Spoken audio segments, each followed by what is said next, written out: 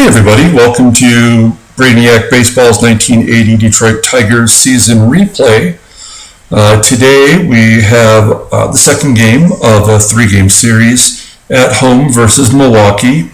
We are currently on a four-game winning streak. We've won the first three games against the Orioles by 1 run, and we won yesterday's game by 2 runs. So we're squeaking out victories. We are in first place, tied with the Orioles at 19 and 14. So we're really doing well to spite ourselves, because our starting pitching has been horrible, and if it wasn't for some timely hitting, it might be a completely different ball game. In fact, our Pythagorean win-loss record is 15 and 18. So really, we should be 4 games different than what we are right now. Today's matchup is Jaime Cocanower, who's 2-1, versus Jack Billingham, who's 1-3. His only win was against the Brewers. So that gives me some hope today to keep our winning streak going. Let's do that. Let's go ahead and get started. I also want to mention that earlier today we did Time Travel Tuesday. I opened up a box of 1992 Stadium Club Series 3, searching for Ken Griffey Jr. cards. The Ken Griffey Jr. card recently sold for $250 in a PSA 10 on eBay, so I thought I would see if I could find a few of those and maybe turn them into be graded. So when this game is over at the end, you'll find a link to today's card break. But today here with the Tigers, we have Jack Billingham, as I mentioned. We have all of our bullpen available, which is excellent because we're going to need it. He typically only throws 5 or 6 innings max, so the bullpen will get some use today. The lineup is our standard lineup versus righties. I do have Hebner in there instead of Brookins, and Gary Hancock is back in right field for defensive purposes. Otherwise, everything else is the same. So let's get this game going. Jim Gantner, who's batting .368 on the season, will be leading off.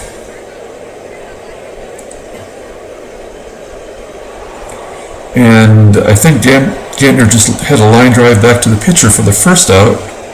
That brings up Hall of Famer Robin Yount versus Billingham. He's 0 for 5 so far on the season versus Billingham. And he draws a walk. So 1 down for Paul Molitor. I'm going to guard the lines and see if we can't turn 2. That might be a possibility. Nope, Hebner just goes to first, and now they have a runner in scoring position with 2 down and bringing up Gorman Thomas. Thomas is going to ground back to the pitcher, and that's the 3rd out. So here's Jaime Cocanower. Cocanower did not start the season for the Brewers in their rotation. The Brewers have suffered 2 injuries to their starting pitchers. Jim Slayton is one of them, and the other I don't recall off the top of my head. So they are going with a couple of minor leaguers in the rotation right now. It's 2 down for Steve Kemp. Kemp's going to draw a walk. So we have a runner at first for Carlton Fisk. Fisk is also going to take a walk. So we have first and second with 2 down. And up comes JT. Oof, that's a 3-1 count. Almost the 3rd walk of the inning. But instead, the Tigers go down and we leave 2 on base. And that's going to take us to the top of the 2nd with Sixto Lascano leading off. He's going to hit a line drive to center field, but Stegman's going to catch it for the first out. And that'll bring up Ben Ogilvie, the DH. Looks like Ogilvie's going to bloop it in. Oh, no. looks like Kemp actually snagged it for the second out. And Larry Heisel comes to the plate. Heisel's going to ground out to third. An interesting thing about Heisel, which some people may not remember, but Heisel actually led the American League in RBIs in 1977, and he finished as a runner-up in 78 for the Brewers, his first year with the Brewers. And really, 1980 was about his last year he played. He had injuries, and then it wasn't long after that his career was over. Parrish leads off the second with a base hit, so it's a good start. I'm going to hit and run to try to stay out of the double play. Maybe that's a good idea because Parrish will be moving up to second. And we have a runner in scoring position for Stegman, who hasn't had a hit in a couple of games after going on that flurry of hits. He grounds out to second, and that's going to bring Parrish over to third. Gary Hancock is 3 for 22 since the trade. He's been terrible, but he's excellent defensively, and that's primarily why I got him. But he's going to drive in the first run with a double. Oh, maybe a triple. Let's see. 90% of the 71 RBI. We're going to say yes. And he's safe. So Hancock's only got 2 extra base hits for us, and they're both the triples. We'll take it. And we have a 1-run lead with a chance for Whitaker to drive in Hancock from third. Is that going to fall in for a base hit? Nope. Right fielder catches it, and we're going to go to the top of the third with a 1-run lead. So Billingham facing Cooper here in the top of the third. Cooper's going to fly out to Hancock for the first out, bringing up catcher Charlie Moore. Charlie Moore gets a base hit up the middle. And that'll bring up Gantner with 1 out and a runner at first. I'm going to bring the outfield in. Gantner doesn't have a lot of power. Oh, look at that. Charlie Moore, the catcher, stole second on Parrish. A catcher on catcher crime. Well, now we definitely got to bring the outfield in. Well, that didn't help at all because Billingham walks Gantner. And now we have first and second with only 1 out. Yount gets a base hit through the left side. It's going to score more from second, and the game is tied. Brewers have a little bit of a rally going here. Molitor is going to pop it up on the infield for the second out. And that brings up Stormin Gorman Thomas with 2 down. Oof, he hits it high and deep to center. Oh, it's going to fall short on the warning track. Hit it 430 feet to dead center field for the third out. So Trammell is up. Looks like Trammell's only home run of the year was hit off of Jaime Cocanower. But he's going to ground back to the pitcher for the first out. Kemp is going to hit a line drive to right, and that'll be 2 down for the Tigers. And that's going to bring up Fisk. Fisk is going to ground at second for the third out, so the Tigers go 1, 2, 3 in the third.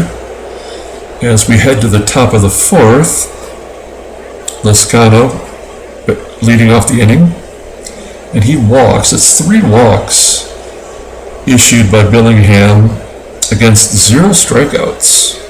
So his control is not as good as it's been in the last couple of games. He gets a K right there, though. Gets Ogilvy swinging for 1 out. Bringing up Larry Heisel. Heisel's going to bloop it into the gap, and it's going to fall in for a base hit, moving Lezcano to third. And there's going to be 1 out for Cooper. I'm going to pull the infield in. Try to prevent that runner at third from scoring since runs are kind of at a premium.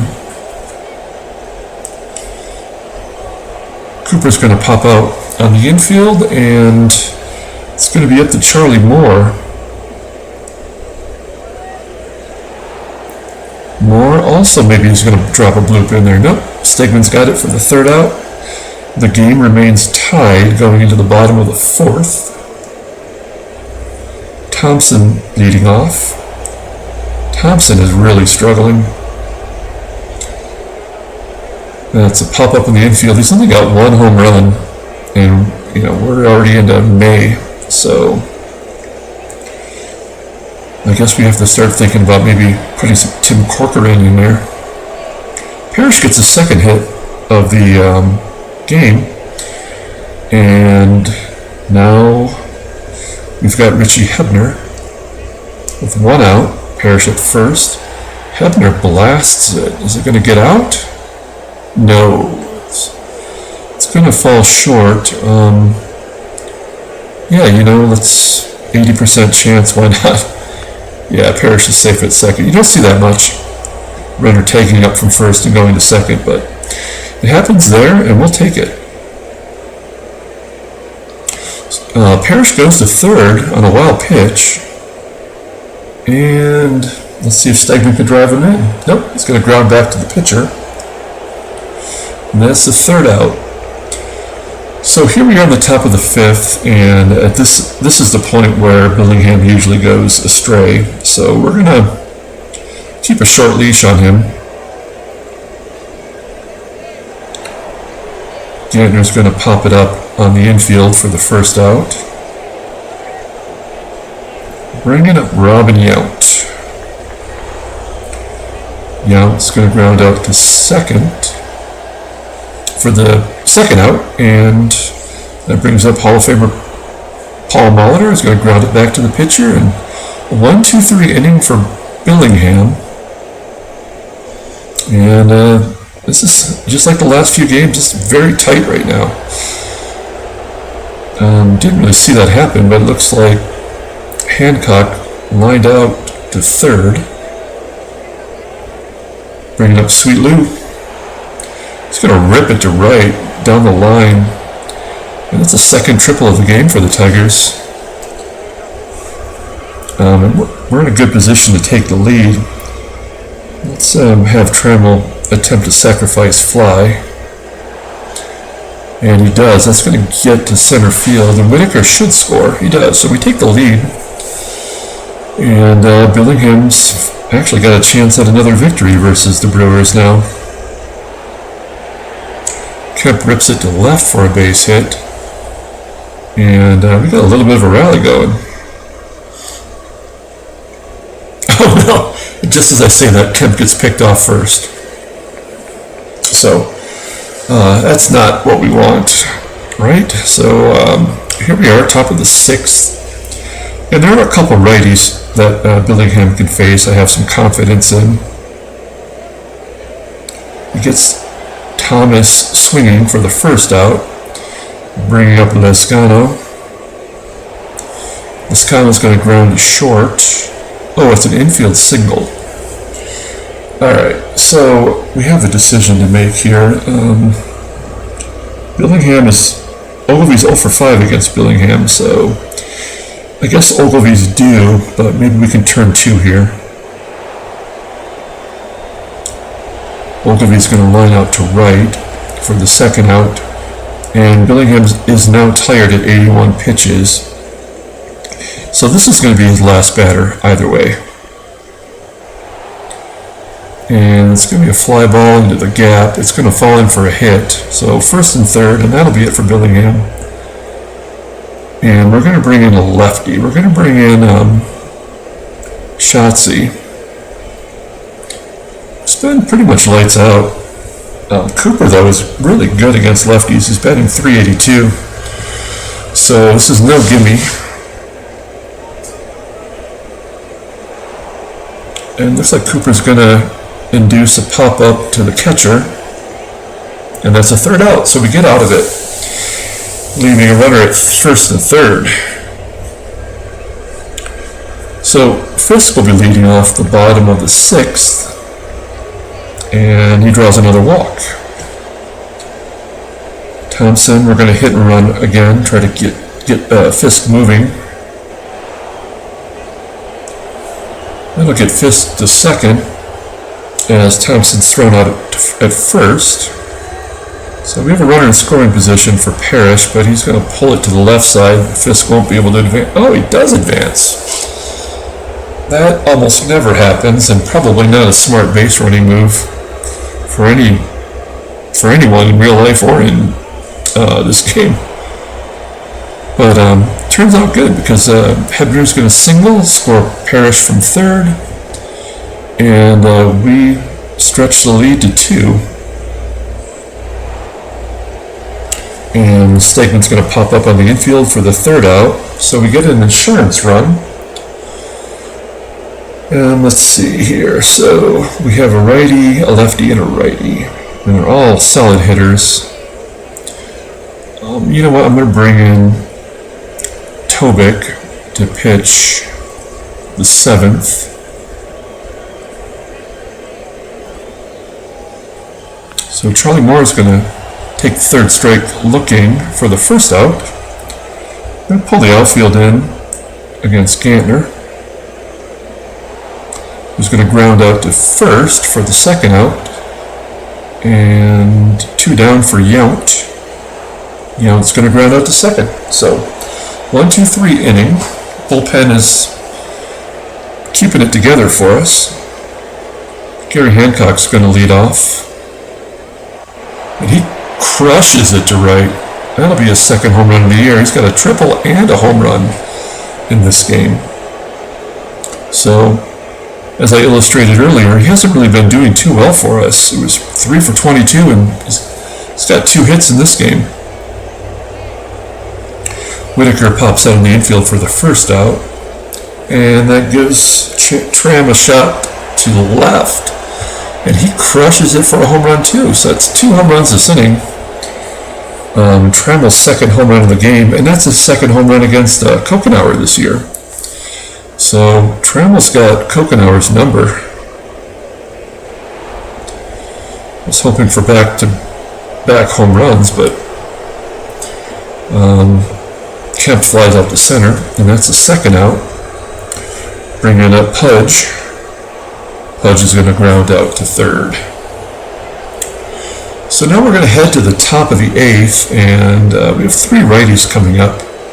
I'm going to take out Hebner for defensive replacement Brookins here in the 8th, and let's see if Tobik can get through another inning. Molitor flies out to center for the first out, bringing up Thomas. Thomas grounds out to second for 2 outs. And Sixto is going to fly out to center, so Tobik sets him down 1-2-3. Pitches 2 great innings in relief. And JT is going to lead off the 8th inning. Cocanower is still only at 92 pitches. He hasn't struck out anybody. And he has 3 walks. Thompson grounds out short for the first out. Parrish is up. He hits it to right, but it's caught on the line for the second out. And here's Brookins at his first at bat, coming in for defensive replacement. And he's going to fly out to center. So here we are in the 9th. I'm going to bring in Hiller to face 2 of these lefties here. We have a 4-run lead, so I feel confident that Hiller can get through this. Ogilvy's going to ground out to short for the first out. Larry Heisel, who's 2 for 2 against Hiller, make it 3 for 3. So yeah, it's never easy in the 9th for us. So let's see if we can get a double play and get out of this game. Nope, instead Cooper is going to fly out to center. And that's 2 down for Charlie Moore.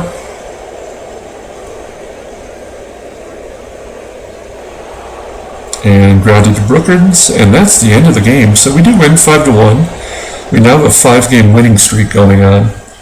And surprisingly, we are doing a great job. Oh wow, look at this. There's a trade that happened today. Philadelphia is trading Pete Rose to the Dodgers for a relief pitcher. That's crazy. Can't even imagine Pete Rose on the Dodgers, but it happened. Let's take a look at the box score. As I mentioned before, check out our Time Travel Tuesday, where we have the Stadium Club box break looking for Ken Griffey Jr.'s. And take a look at the box score. Feel free to pause it and take a look. Appreciate everyone tuning in. Like and subscribe if you're new here. And we'll catch you tomorrow. Have a good night.